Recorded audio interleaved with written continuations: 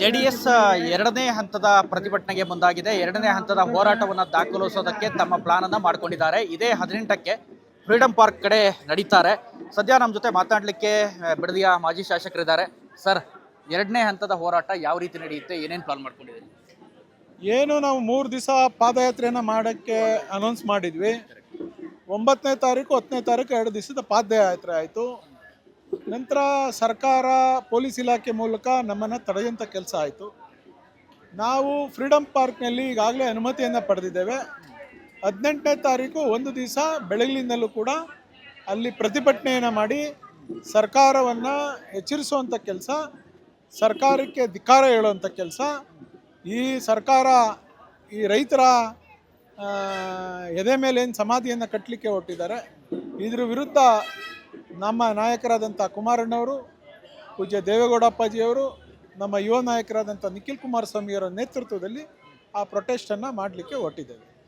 ನಿಮ್ಮ ಹೋರಾಟದ ಮೇಲೆ ಒಂದಿಷ್ಟು ಆರೋಪಗಳು ಕೇಳಿ ಬಂದವು. ನಿಖಿಲ್ ಕುಮಾರಸ್ವಾಮಿ ಅವ್ರದ್ದು ಹೀರೋ ಮಾಡಕ್ಕೆ ಹೊರಟಿದ್ದೀರಿ, ಹಂಗೆ ಹಿಂಗೆ ಅಂತ ಆರೋಪ ಮಾಡಿದರು. ನಿಖಿಲ್ ಕುಮಾರಸ್ವಾಮಿಯವರು ದೇವೇಗೌಡರ ಕುಟುಂಬದಲ್ಲಿ ಹುಟ್ಟಿದ ತಕ್ಷಣವೇ ಹೀರೋ ಆಗಿದ್ದಾರೆ. ನಾವು ಯಾರೂ ಮಾಡಬೇಕಿಲ್ಲ.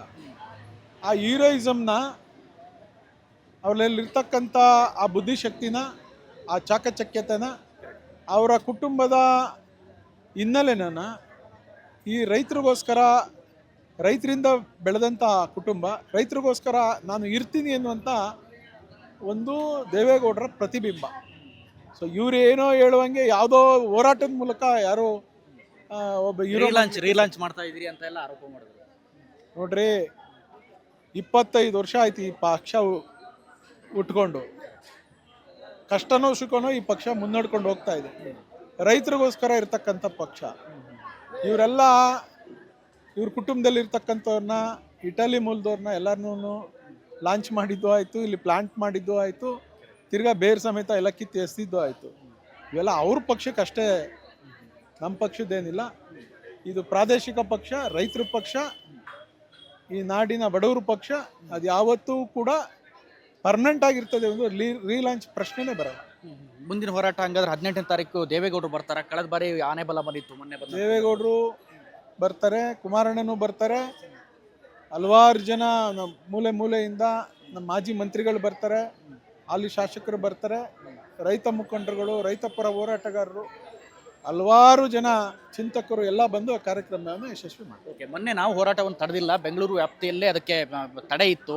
ಸೊ ಕಮಿಷನರೇಟ್ ವ್ಯಾಪ್ತಿಗೆ ಯಾರು ಕೂಡ ಬರಂಗಿರಲಿಲ್ಲ, ಆ ಕಾರಣಕ್ಕೆ ತಡೆದ್ವಿ ಅಂತಾರೆ.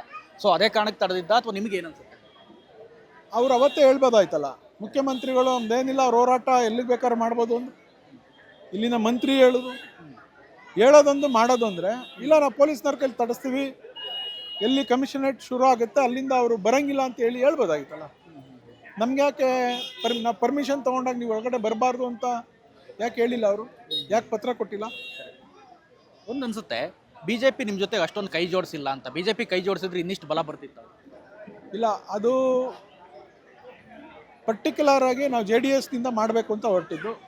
BJPಯವರು ಸಾಂಕೇತಿಕವಾಗಿ ನಮ್ಮ ಜೊತೆ ಸೇರ್ತೀವಿ ಅಂದರು, ನಾವು ಸ್ವಾಗತ ಮಾಡಿದ್ದೀವಿ. ಮುಂದೆ 18ನೇ ತಾರೀಕು ಕೂಡ ನಮ್ಮ ಜೊತೆ ಇರ್ತಾರೆ. ಅದ್ರ ಬಗ್ಗೆ ಖಂಡಿತ ಮಾತಾಡಿದ್ವಿ.